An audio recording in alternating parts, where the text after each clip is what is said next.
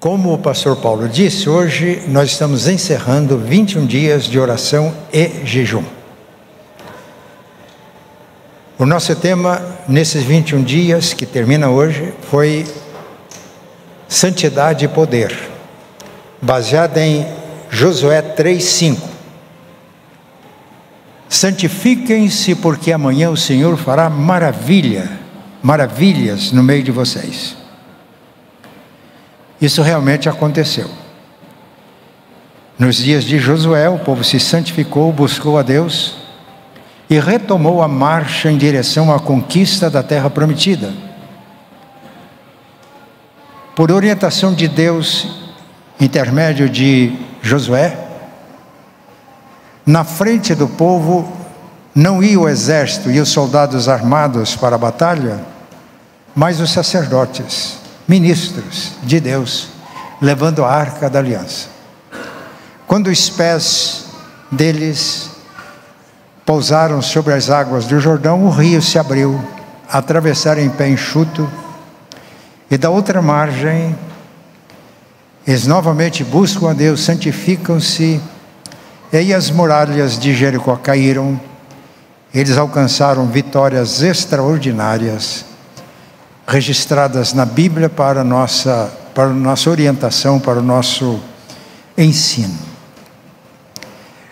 Esta passagem de Josué nos ensina lições importantes, porque todos nós, cada um de nós individualmente, como igreja, temos ricas promessas da palavra de Deus para nós.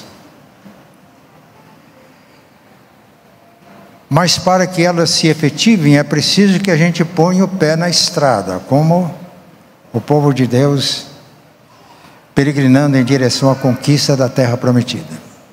É preciso que a gente molhe os pés nas águas do Jordão para que o rio se abra. É preciso buscar a Deus para que as muralhas caiam, as barreiras caiam. E aí nós conseguimos grandes vitórias. E pela presença e testemunho de Deus, os rebeldes se rendem a Cristo como Senhor e Salvador. O reino de Deus avança. Deus é glorificado. Santidade e poder. Nós vamos ver dois textos da Bíblia, não precisam de abrir a Bíblia, fiquem bem atentos para mim, né? O primeiro texto está na primeira carta de Pedro, capítulo 2, versículo 9. Pedro diz: vocês são raça eleita, sacerdócio real, nação santa, povo santo, povo de propriedade exclusiva de Deus, para que vocês anunciem as maravilhas daquele que chamou vocês das trevas para a sua maravilhosa luz. Esse texto diz que nós somos povo santo, nós somos santificados em Cristo.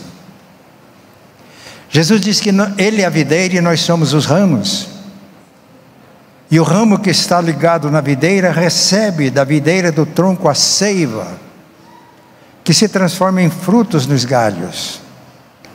E se estamos tão unidos a Jesus assim como os ramos estão ligados no tronco, recebendo dele a seiva que alimenta, todos nós que estamos em Cristo somos santificados em Cristo. Daí a afirmação: vocês são povo santo, povo de propriedade exclusiva de Deus para uma missão. E a missão é esta: proclamar as virtudes daquele que chamou vocês das trevas para a sua maravilhosa luz. Para que essas pessoas que recebem a mensagem, a nossa proclamação, nosso testemunho, também se convertam das trevas para a luz, da potestade de Satanás para Deus, para que tenham herança entre os santos, como Jesus disse a Paulo na visão do caminho de Damasco, registrada em Atos capítulo 26. E para que essa missão seja cumprida, é preciso que haja presença no mundo. Jesus disse: assim como o Pai me enviou, assim eu envio vocês. E em João 17, Jesus está orando pelos discípulos que estavam com ele na época e por todos nós. Ele diz: por aqueles que vão crer através do testemunho destes. E Jesus orou para que fossem santificados na verdade. E ele diz: a tua palavra é a verdade. E Jesus orou assim ao Pai: Pai, eu não peço que o Senhor os tires do mundo, mas que o Senhor os livres do mal. Santifica-os na verdade, a tua palavra é a verdade. Como o Pai me enviou, disse Jesus, eu envio vocês. Então, para cumprirmos a missão de um povo santo, de um povo de propriedade exclusiva de Deus, é preciso a nossa presença no mundo. Outro texto que nós vamos meditar nesta manhã, não precisa de abrir a Bíblia, fiquem bem atentos aqui, é Mateus 5, 13 a 16. Jesus disse: vocês são o sal da terra. E se o sal se tornar insípido, perder a salinidade, não presta para mais nada, senão para ser jogado fora e ser pisado pelos homens. E ele continua dizendo: vocês são a luz do mundo. Não se pode esconder uma cidade edificada sobre o monte, nem se acende uma lanterna, uma lamparina, uma vela, para colocar debaixo dos móveis, mas no velador, no lugar alto, para que ilumine a todos que estão na casa. E o Senhor conclui: assim brilha a luz de vocês, para que as pessoas, vendo as suas obras, as obras que vocês pratiquem, glorifiquem o Pai que está nos céus. Neste texto nós temos duas figuras que nos ensinam lições preciosas sobre a nossa presença no mundo. A figura do sal e da luz. Sal da terra e luz do mundo. O sal tem duas funções importantes e eram muito importantes nos dias de Jesus. Ele dá sabor e ele preserva da deterioração. A luz ilumina.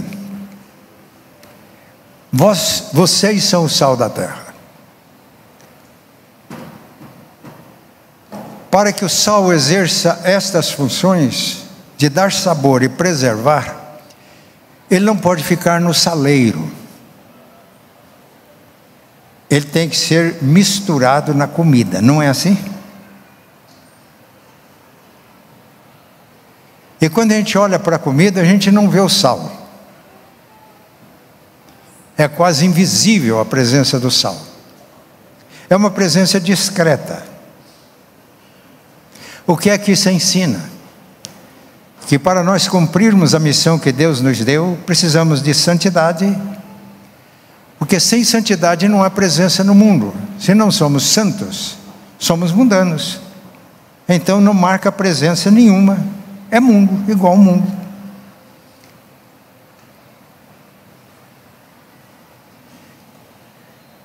E o sal tem uma presença discreta. Também como crentes, meus irmãos, nós vivemos no mundo convivendo com as pessoas de uma maneira muito natural. Nós compartilhamos as mesmas áreas de trabalho. Nós vamos fazer compra nos mesmos mercados e supermercados. Frequentamos e participamos das mesmas escolas. É uma presença real, mas discreta. O que faz a diferença é a qualidade do sal, que dá sabor, que dá sentido. Eu conversava com um médico em Londrina. Ele me falava de muitos médicos evangélicos que pregavam o evangelho em Londrina. Mas ele me disse, ele falou, os médicos são muito críticos e conhecem a vida de todos os médicos. Alguns que pregavam o evangelho dizem que era motivo de zombaria dos demais médicos, de chacotas. Mas quando o fulano estava presente, ninguém zombava, todos respeitavam. porque a presença dele impunha respeito, fazia diferença. E eu fiquei muito feliz porque ele se referia a um presbítero da igreja onde eu era pastor. O sal dá sentido, dá sabor, mas o sal preserva da corrupção. Principalmente nos dias de Jesus, não existia geladeira, não existia freezer. Então, para que a carne fosse preservada com todos os seus nutrientes, era necessário que ela esfregasse sal na carne, ela fosse colocada no sol para desidratar. Aí ela preservava o seu valor de alimento. Ou, como acontecia no sítio onde eu fui criado, fogão de lenha, em cima a gente dependurava a carne, sal esfregado na carne, ou toucinho, também preservava. A gente fazia depois o torresmo, né? Aproveitava a gordura. E até hoje a gente fala de toucinho defumado, costelinha de porco defumada. Uma delícia na mesa de muitos, né? Porque era o calor do fogão a lenha e clareia a fumaça um bocado. E eu tenho saudade das linguiças que eram preservadas assim.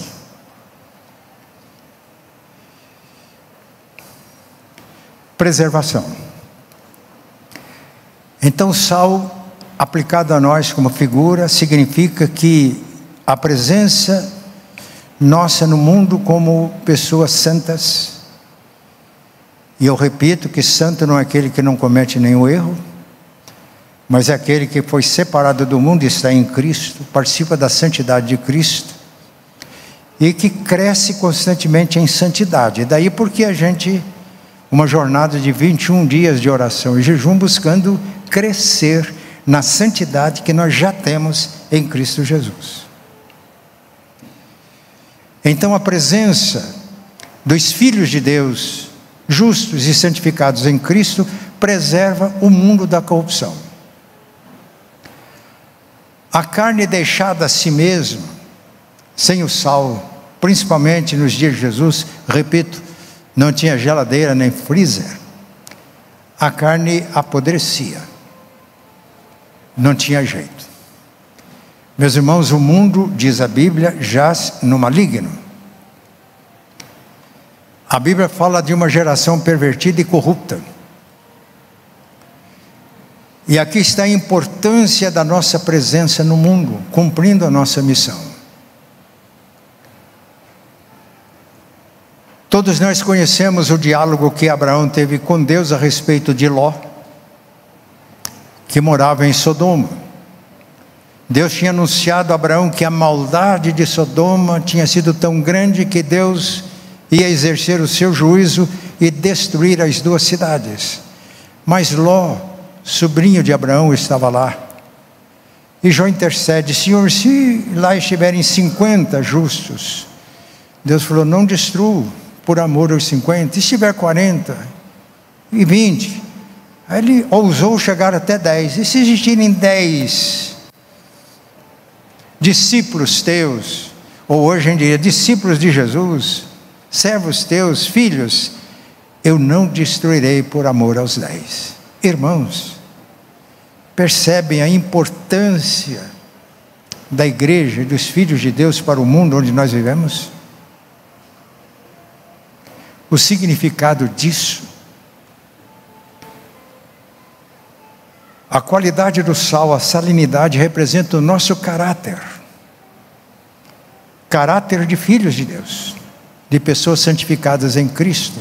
Mas Jesus nesse texto faz uma grave advertência. Vocês são o sal da terra, mas se o sal se tornar insípido, perder a sua qualidade, a sua salinidade, para nada mais presta, senão para ser lançado fora e pisado pelos homens. Ao mesmo tempo que essa figura ensina essa lição tão preciosa, ela traz uma advertência. Se lermos a Bíblia com atenção, o Antigo Testamento, percebemos que as mensagens dos profetas eram dirigidas quase sempre ao povo de Deus. Claro, nós encontramos profecias a respeito de nações vizinhas, mas era dirigida ao povo de Deus. E a advertência dos profetas é para que o povo se mantivesse fiéis à aliança, para que o povo de Deus fosse testemunha, e advertindo quanto às consequências de, ao invés de o povo de Deus influenciar a sociedade, o mundo, ser influenciado pelo mundo e se corromper.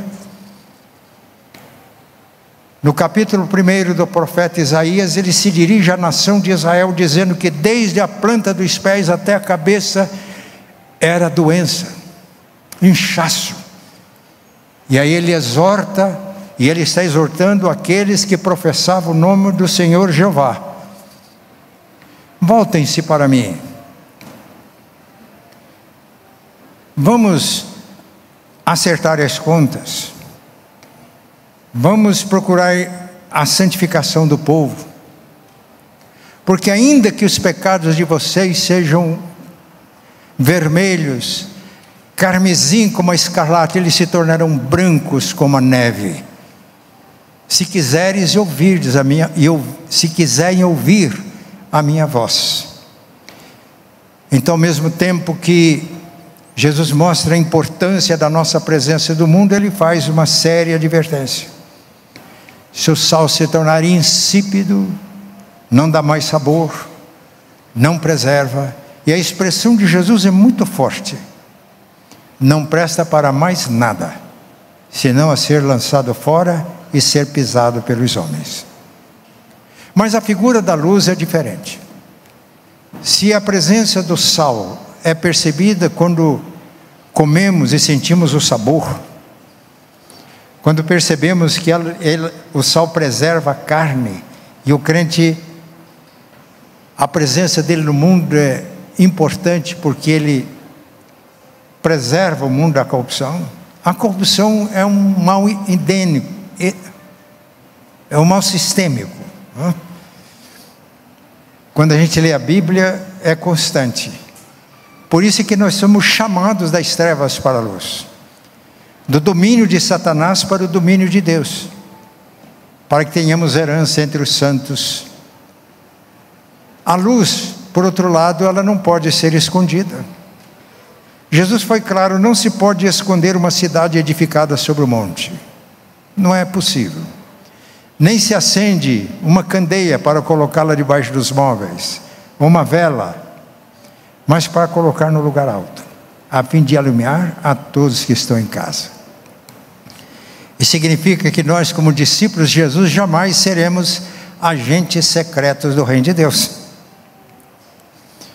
Um teólogo que tem impactado a minha vida, ele disse que ou o discipulado destrói o segredo, ou o segredo destrói o discipulado. O testemunho tem que ser visível. As pessoas mais simples e humildes, nas mãos de Deus, santificadas pela graça, são pessoas cujas vidas brilham como o sol da justiça, ou como luzeiro no firmamento, resplandecendo no meio de uma geração pervertida e corrupta, como ensina Paulo na carta aos Filipenses. Em 1970 eu tive uma reunião com o diretor-presidente de uma empresa, e quando eu cheguei, a secretária me levou até a sala dele. Ele disse para a secretária: fique mais um pouco, filha. Ele olhou para mim e disse: pastor, se todos os funcionários dessa empresa fossem como esta jovem, isso aqui seria totalmente diferente. E ele olhou para ela, e ele não professava a fé evangélica, não era membro da igreja. Eu disse para ela: você tem liberdade para dar o teu testemunho aqui na nossa empresa. Era uma empresa grande, era uma secretária, e o meu coração encheu de alegria, porque era minha ovelha. uma pessoa, o mundo reconhecendo o testemunho, vendo a luz brilhando na vida de pessoas. Mas eu vou voltar ao testemunho daquele médico. Ele estava não me lembro bem se era o centro cirúrgico ou na UTI, e uma pessoa numa situação muito grave, entubada, os sinais vitais estavam desaparecendo, uma equipe médica presente, atendendo e procurando, conversando entre eles quais os procedimentos. Esse presbítero que estava na sala, ele é um anestesista.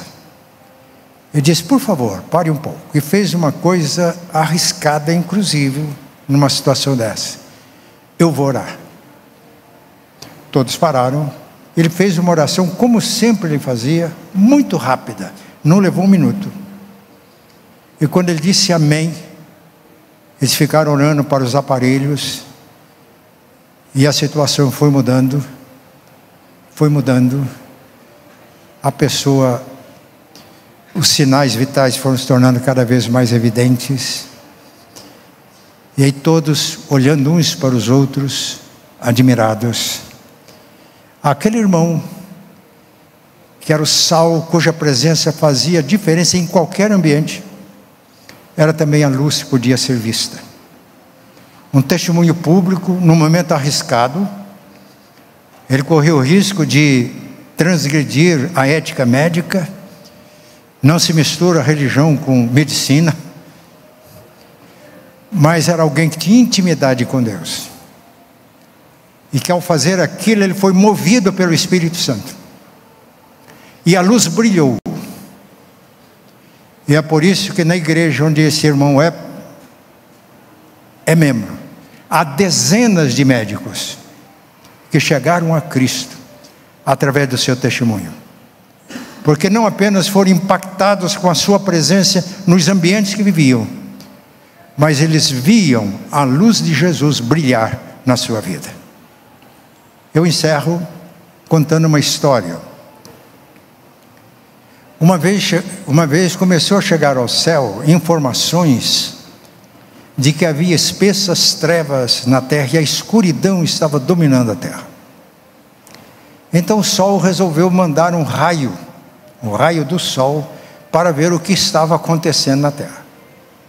E o sol veio e foi por todos os lugares, entrou nas grutas, nos espaços fechados, andou por toda a terra e voltou e fez o relatório: não vi nenhuma treva, não constatei. Os irmãos perceberam a lição? Onde a luz chega, as trevas se dissipam. A nossa oração é para que, como crentes de igreja, sejamos firmamentos, possamos brilhar como firmamentos no luzeiro, para que o mundo que vive em trevas possa receber a iluminação que vem do alto, e acima de tudo ver Jesus brilhando em nossas vidas. Assim como na pregação do pastor Paulo, cada um de nós tem dentro de si a vida, a presença do Espírito Santo, e que se transforma no nosso interior num rio de águas vivas, num rio de águas vivas que fluem do nosso interior. E para que essas águas alcancem todas as pessoas na cidade de Curitiba, é preciso que nós sejamos presentes também. A luz de Cristo deve brilhar na nossa cidade, onde nós estivermos, através das nossas vidas. Que Deus nos ajude, que Deus nos abençoe. Irmãos, para que isso seja uma realidade na minha vida, eu preciso de crescer em santidade.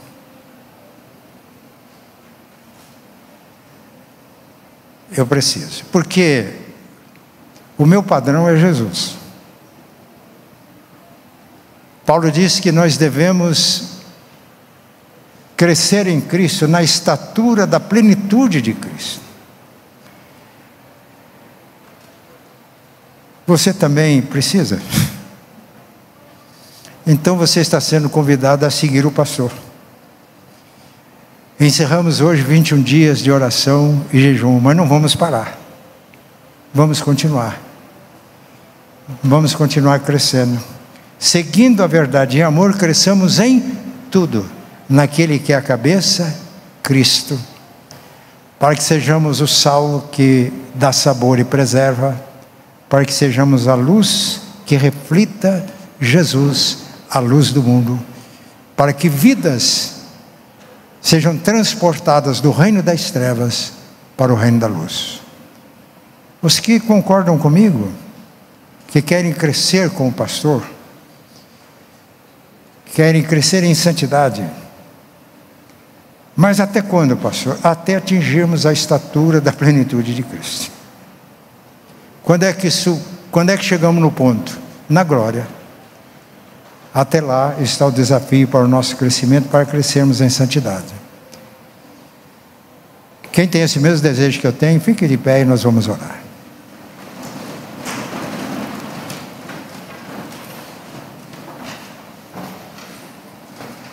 Pai Santo e bom, muito obrigado pela Tua palavra.